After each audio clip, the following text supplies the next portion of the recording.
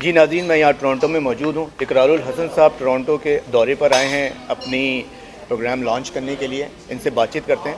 اقرار الحسن صاحب، thank you very much for coming Toronto. Thank you sir. تو بتائیے کس سلسلے میں آئے ہیں آپ کے دورے کا مقصد؟ بہت شکریہ. دیکھیے، اصل میں یہاں سے پاکستان کے باہر جو لوگ ہیں وہ پاکستان میں جو مستحق افراد ہیں ان کی بہت مدد کرتے آئے ہیں، کرنا چاہتے ہیں، مگر انہیں کچھ سوالات ہوتے ہیں ذہن میں، اور وہ سوالات یہ ہوتے ہیں کہ وہ جس تیسری آرگنائزیشن یا کسی بھی تیسرے شخص یا فرد کی مدد سے اپنی امداد پہنچا رہے ہوتے ہیں کہ وہ پہنچ پائے گی نہیں پہنچ پائے گی، 100% پہنچے گی یا نہیں پہنچے گی، فوری پہنچے گی یا نہیں پہنچے گی. تو مجھے لگتا تھا کہ ہمیں ایک ایسا پلیٹ فارم ڈیولپ کرنے کی ضرورت ہے کہ جس میں جو دینے والا ہے اس کے ہاتھ سے جو مستحق ہے اس کے اکاؤنٹ میں ڈائریکٹ پیسے جائیں، تاکہ اس میں کسی بھی طرح کی کرپشن کا، کسی بھی طرح کے دوسرے کسی بھی شک اور شبے کی کوئی گنجائش موجود نہ رہے.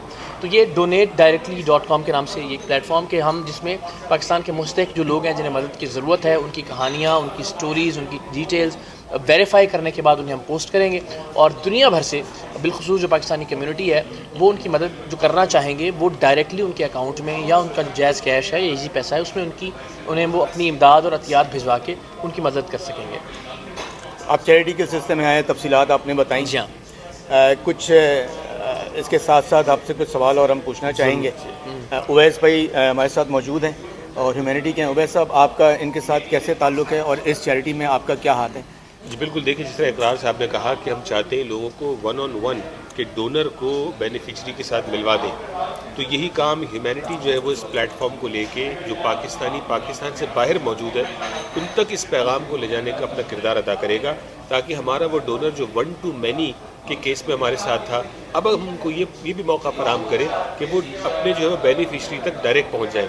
تو جو ڈونیٹ ڈائریکٹلی ہے، it's one of our proud project Humanity. ہم ان کے ساتھ مل کے کام کر رہے ہیں، اور اقرار بھائی کا جب نام آتا ہے، ان کی جو ہے وہ کام کا اور ان کی کریڈیبلٹی کا نام آتا ہے، تو Humanity is very glad to take part in this unique and very different project called Donate Directly. Iqrar صاحب، ہم آپ کو ہمیشہ کالے جو ہے وہ ڈریس میں دیکھتے ہیں، اس کا کیا راز ہے؟ کوئی منت تو نہیں؟ ہاں، ایسے ہی بہت سارے دوست یہ کہتے ہیں کہ شاید آپ کو کسی پیر نے کہا ہے. میں کہتا ہوں جی نہیں، مجھے شف نے کہا ہے کہ آپ کالے کپڑے پہنیے.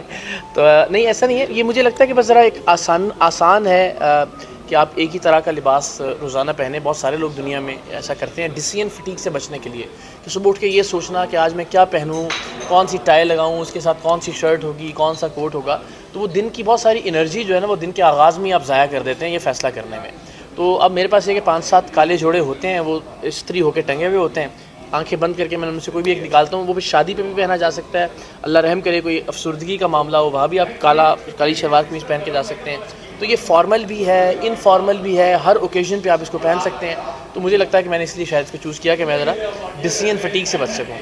شادی کا ذکر آپ نے کیا تو ماشاءاللہ آپ کو مبارک ہو. تیسری شادی ریسنٹلی آپ نے کی ہے. جی، بڑی نوازش. 3 شادیوں کا راز اور تینوں کو خوش رکھنا تھوڑا سا بتائیے، جو دکھی انسان ہے ان کو ایک میسج چاہیے. نہیں، میں یہ سمجھتا ہوں ہمیشہ، اس میں میں نے ہمیشہ ایک بات کہی ہے آن کیمرہ بھی آف کیمرہ بھی، کہ جو یہ کریڈٹ ہے نا خوش رہنے کا سب کا، وہ سب کا اپنا ہے. اور جو خواتین میری زندگی میں میں یہ سمجھتا ہوں کہ یہ ان کا کریڈٹ ہے اور ان کی مہربانی ہے کہ انہوں نے کوئی زندگی میں نہ اپنے لیے نہ میرے لیے کوئی پرابلم کریٹ کی.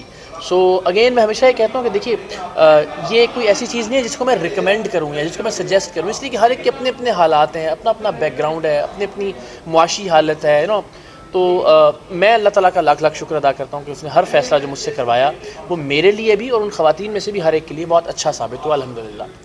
Thank you. Thank you so much. آپ کا جو پروگرام ہے سر عام، جی، اس میں آپ کو کتنی ڈیتھ تھریٹ ملی ہیں اور آپ نے کس طرح سے اس کو سنبھالا ہے؟ Every time. آئی مین، لوگ تو ایسے بدماش اور غنڈے تھے کہ انہوں نے آن کیمرہ بھی ہمیں دھمکیاں لگانے سے اجتناب نہیں کیا. کیمرے پہ بھی ویس بھائی کی نظر سے کہ بھائی یہ تمہارا آخری شو ہوگا، آج کے بعد تم پروگرام نہیں کر سکو گے اور میں تمہیں گولی مار دوں گا. اس طرح کی تو بے شمار بے تحاشا ویڈیوز موجود ہیں. تو آف کیمرہ آپ سوچیے کہ وہ کیسی کیسی دھمکیاں نہیں دیتے ہوں گے. بٹ اسٹل آئی تھنک ہم نے گولیوں کا، گالیوں کا، دھکوں کا، دھمکیوں کا سب کا سامنا کرتے ہوئے اپنا کام جاری رکھا ہے. اور اب تک اگر ہم محفوظ ہیں تو میں سمجھتا ہوں کہ یہ شاید لوگوں کی محبت کا اور ان کی دعاؤں کا صدقہ ہے. فیملی کی طرف سے سپورٹ ہے اس کام کو جاری رکھنے کے لیے؟ انیشلی ظاہر وہ پریشان ہوتے تھے، فکر مند ہوتے تھے، لیکن جب اب وہ دیکھتے ہیں کہ ارد گرد لوگ اتنا پیار کرتے ہیں، اتنی محبت اور اتنی ڈھیر ساری دعائیں ملتی ہیں ان کی طرف سے، تو ظاہر وہ سمجھتے ہیں کہ کام جاری رہنا چاہیے. آخری سوال آپ سے پروگرام کے توسط سے، کچھ لوگ کہتے ہیں کہ یہ پلانٹ ہوتا ہے، سیٹ اپ ہوتا ہے، جی اس میں حقیقت نہیں ہے. ہاں. تو آج آپ کے ساتھ بات کرنے کا موقع ملا، اس پر روشنی ڈالیے گا.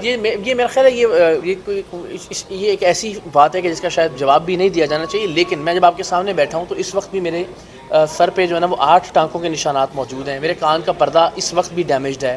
میرا کندھا جو ہے وہ ڈسلوکیٹ ہوا تھا، اس کے نشانات بھی موجود ہیں. میری پسلی ٹوٹی تھی وہ بھی. تو ہم نے اتنی ساری ماریں کھائی ہیں.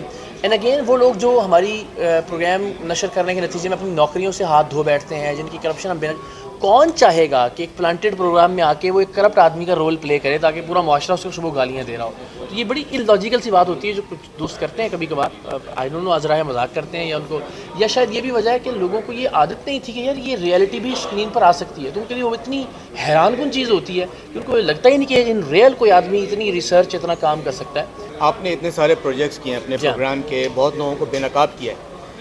اس میں کوئی ایسی مثال کہ آپ نے بے نقاب کیا اور اس کا سدھار ہوا ہو؟